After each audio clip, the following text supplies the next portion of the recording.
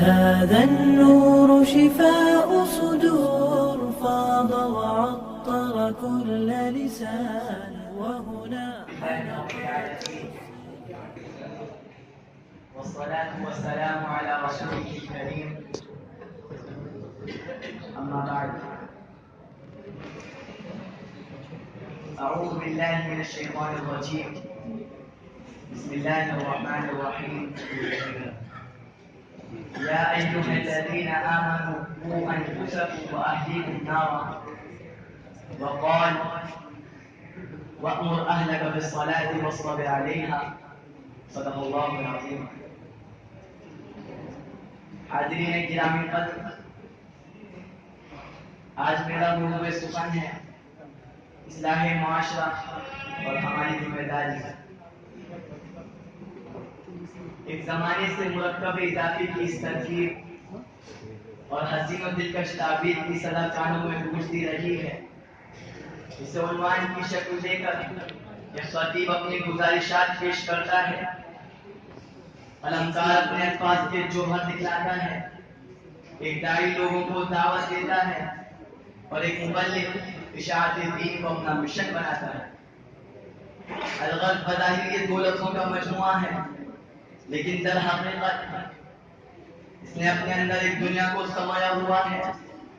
اس کو بولنے سے، لکھنے سے، پڑھنے سے، سننے سے ذہن و دماغ میں معاشرے کی وہ تمام برائیاں گردش کرنے لگتی ہیں جن سے ایک پھلتا پھولتا سماج زہر آلود ہو گیا ہے.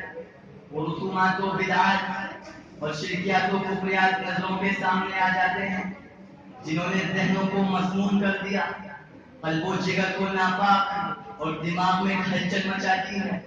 مسلم معاشرے کی فکروں کو تبدیل کر دیا، ان کو صحیح ڈگر سے پھیر دیا، ان کی زندگی کے رخ کو موڑ کر ایک ایسی جانب کر دیا ہے جہاں ان کا ایمان باقی رہے نہ دین، نماز باقی رہے نہ روزہ، حج و زکوٰۃ کی اہمیت ختم ہو جائے، بے حیائی اور عریانیت رواج پا جائے، اسلامی قیودات کو ایک بوجھ سمجھا جانے لگے اور رفتہ رفتہ مسلمانوں کو اس کی صحیح تعلیمات سے کاٹ دیا جائے اور اس کی شناخت مٹا دی جائے. حضرات، مسلم معاشرے میں پنپ رکھی برائیاں اگر ایک یا چند ہوتی تو ہم اس کو ضرور تفصیلاً ذکر کرتے، لیکن یہاں برائی نہیں، برائیوں کا انبار ہے. نجاست نہیں، نجاستوں کا ڈھیر ہے. آج کا مسلمان یہ بھول چکا ہے کہ وہ کس کی امت ہے، اسے کس لیے اس دنیا میں بھیجا گیا تھا. وہ یہ سوچتا ہے کہ وہ اس دنیا میں آزاد ہے، اس کے اوپر کوئی ذات نہیں. وہ یہ سوچتا ہے کہ وہ اس دنیا میں تنہا ہے، وہ جو کرے گا اس کا کوئی حساب نہیں، اس سے کوئی پوچھنے والا نہیں. وہ ٹیبل کے نیچے سے رشوت لیتا ہے، وہ کاغذوں پر غلط دستخط کرتا ہے، وہ کسی کی ذات پر تہمت باندھتا ہے، کسی پر جھوٹا الزام لگاتا ہے، وہ ہر برائی کرتا ہے اور یہ سوچتا ہے کہ اللہ نہیں دیکھ رہا. اس نے زنا کے اڈوں کو آباد کیا، اس نے سود کی عمارتیں قائم کی، اس نے مظلوموں پر ظلم ڈھائے، اس نے بیواؤں کو ذلیل کیا، اس نے پڑوسیوں کا دل دکھایا، اس نے سگے بھائی کا قتل کیا، اس نے بازاروں کو بے حیا بنا دیا، اس نے ماں باپ کو گھر سے دھکے دے کر نکال دیا. ان کے جسم رقاصاؤں کی اداؤں پر تھرکتے رہے. موسیقی ان کو عزیز ہو گئی، موسیقی ان کو عزیز ہو گئی. ڈھول تاشے، عیش و طرب کے سامان اس کو عزیز ہو گئے. اس کے کان گانے بجانے والیوں کی آوازوں سے لطف لیتے ہیں. اس نے سنتوں کا جنازہ نکال دیا، اسلام کی تعلیمات کو تنگے کی مانند بہا دیا. کہ یہ سب کچھ اللہ نہیں دیکھ رہا؟ کہ وہ ان چیزوں سے غافل ہو گیا ہے؟ کہ یہ چیزیں اللہ کے علم میں نہیں ہے؟ نہیں اور ہرگز نہیں. اللہ لا الہ الا هو الحی القیوم لا تأخذه سنة ولا نوم. وہ تنہا زبردست قوت والا زندہ و تابندہ ہے، وہ ازل سے ہے اور اب تک رہے گا. اس کو نیند نہیں آتی اور نہ ہی کبھی وہ اونگتا ہے. ہر چیز اس کے علم میں ہے.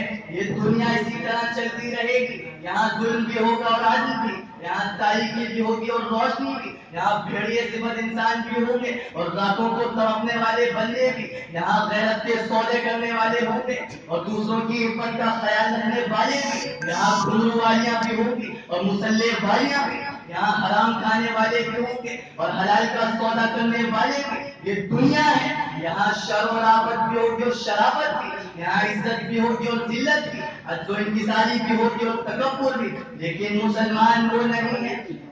لیکن مسلمان وہ نہیں ہے جو چند ٹکڑوں پر بک جائے، جو عارضی عزت اور شہرت کی خاطر اپنے ایمان کا سودا کر بیٹھے، جو دو ٹکوں کے لیے جھوٹ بول دے، جو وقتی لطف کے لیے زنا کر بیٹھے، جو عہدے کی خاطر کسی کے سامنے جھک جائے، جو ظالم کی مدح سرائی کرے، جو مظلوم کی ہائے کی پرواہ نہ کرے، جو طبلوں پر جھومتے ہوں، جو گٹار پر مست ہوتے ہوں، جو فلمی ساز پر مٹکتے ہوں۔ مسلمان وہ نہیں ہے جو نظروں کی حفاظت نہ کرے، جو مسلمان وہ نہیں ہے جو نظروں کی حفاظت نہ کرے، جو مسلمان وہ نہیں ہے جو نظروں کی حفاظت نہ کرے، جو زبان کو صحیح استعمال نہ کرے۔ مسلمان وہ ہے جو اپنے روشن مینارے کو سرمایہ سمجھتا ہو، اپنی تاریخ کو اپنی عزت سمجھتا ہو، اپنے کارنامے کو اپنا فخر سمجھتا ہو، اور اپنے اخلاق کو اپنے قدموں کا ورثہ سمجھتا ہو۔ حاضرین محترم، یہ وہ احوال ہیں جو مسلمانوں کی داخلی زندگی میں موجود ہیں، اور مجھے معاف کیجیے گا، ایسا لگتا ہے کہ موجودہ دور کا مسلمان ان گناہوں کو کرنے میں، ان افعال کے ارتکاب میں فخر محسوس کرتا ہے۔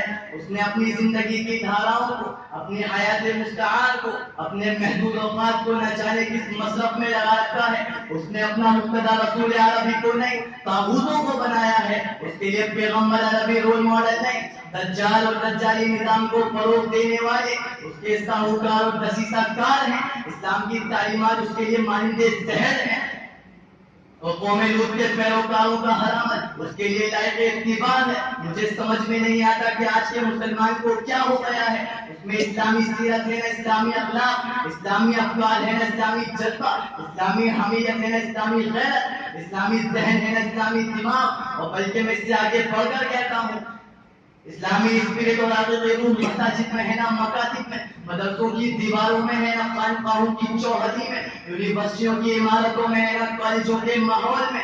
ہماری زندگی میں اسلام نہیں، شخصی زندگی میں اسلام کا فقدان، اجتماعی زندگی میں اسلام ناپید، تہذیب و تمدن کا کوئی شعبہ یا زندگی کا کوئی گوشہ ایسا نہیں جہاں ہم کہہ سکتے ہیں اسلام جی رہا ہے، اسلام جاگ رہا ہے، اسلام بول رہا ہے۔ یہی وجہ ہے کہ مسلمان رفتہ رفتہ مغربی تہذیب میں جذب ہو رہا ہے، اس کی ثقافت کو اپنا رہا ہے، ان کے دلوں دماغوں پر مغربیت مسلط ہوتی جا رہی ہے، ان کے ذہن مغرب سے غذائیں حاصل کرتے ہیں، ان کے تصورات، ان کے اخلاق، ان کی معیشت، ان کی معاشرت، ان کی سیاست، ہر چیز مغربی رنگ میں رنگی جا رہی ہے، اور ان کی نئی نسل اس تخیل کے ساتھ اٹھ رہی ہے کہ زندگی کا حقیقی قانون وہی ہے جو مغرب سے ان کو مل رہا ہے۔ تو اے مسلمانوں، سن لو اور کان کھول کر سن لو، اگر یہی صورت بنی رہی، اگر اسی طرح جیتے رہے، اگر روزمرہ کی زندگی اسی ڈگر پر قائم رہی، اگر تم نے اپنے آپ کو نہیں بدلا، اگر تم نے اپنا لائف اسٹائل چینج نہیں کیا، اگر تم نے حقیقی اسلام کو نہیں اپنایا، تو خدا کی قسم تمہارے لیے زمین کی گوشت کی پیٹ سے بہتر ہے، تو باطن اس کے ظاہر سے بہتر ہے، تمہارا مرنا تمہارے جینے سے بہتر ہے۔ تم دھرتی کے بوجھ ہو، تمہیں جینے کا کوئی حق نہیں۔ تمہیں یاد ہونا چاہیے کہ جس خدا نے قوم لوط کو تباہ کیا تھا وہ ابھی زندہ ہے، جس نے قوم عاد اور قوم سمود کے پرخچے اڑائے تھے وہ سب کچھ دیکھ رہا ہے، جس نے آتش فشاں پہاڑ پھوڑے تھے وہ ابھی زندہ ہے، جس نے آتش فشاں پہاڑ پھوڑے تھے وہ سب کچھ دیکھ رہا ہے، جس نے زمین کو پھاڑا، آسمان کے دہانے کھول دیے، وہ آسمان سے پتھروں کی بارش کی، وہ خدا آج بھی ان سب کو کرنے پر قادر ہے۔ وہ تو اسی کا فضل و کرم ہے کہ اس نے ہمیں مہلت دے رکھی ہے، ورنہ اسی کا بلاغ اعلان ہے اِنَّا أَخْذَهُ أَلِيمٌ إِنَّ بَطْشَ رَبِّكَ لَشَدِيدٌ، کہ اس کی پکڑ سخت اور دردناک ہے۔ مسلمانوں، ایسے نامساوی حالات میں ہماری اور تمہاری ذمہ داری ہوتی ہے کہ ہم قول سے نہیں عمل سے، تقریر سے نہیں تدبیر سے، گفتار سے نہیں کردار سے مسلمانوں کی اصلاح کی فکر کریں، ان کو صحیح ڈگر پر لائیں، اور انہیں بتلائیں کہ اس کائنات کو تمہارے لیے مسخر کیا گیا تھا، زمین و آسمان کو تمہارے لیے پیدا کیا گیا تھا، ہواؤں کی لہروں کو، زمین کے ذروں کو، درختوں کے پتوں کو، پھلوں کو اور پھولوں کو، سورج کو اور سیاروں کو، چاند کو اور تاروں کو تمہارے ہی خاطر وجود بخشا گیا تھا، اور تمہیں رسول عربی کا پیروکار بنایا ہے، اور خداوند قدوس کی نیابت تمہارے ہی سپرد کی گئی ہے، اور تمہیں ہی اس دنیا میں، اس کائنات میں رب کی مرضی کے مطابق تصرف کرنے کا حق دیا گیا ہے، اور تمہیں اس متعفن ماحول کو طاغوتوں سے، ظالموں سے، ستمگروں کے چنگل سے آزاد کرنے کے لیے برپا کیا گیا ہے. اس لیے اٹھو اور پورے قوت کے ساتھ اٹھو اور معاشرے کی داخلی اور خارجی دونوں طریقوں سے اصلاح کرو اور صحابہ کرام کے طریقوں کو اپناتے ہوئے احیاء دین اور اعلاء کلمت اللہ کی خاطر اپنی زندگی صرف کر دو، اپنی زندگی کو اسی میں جھونک دو. وما علینا الا البلاغ.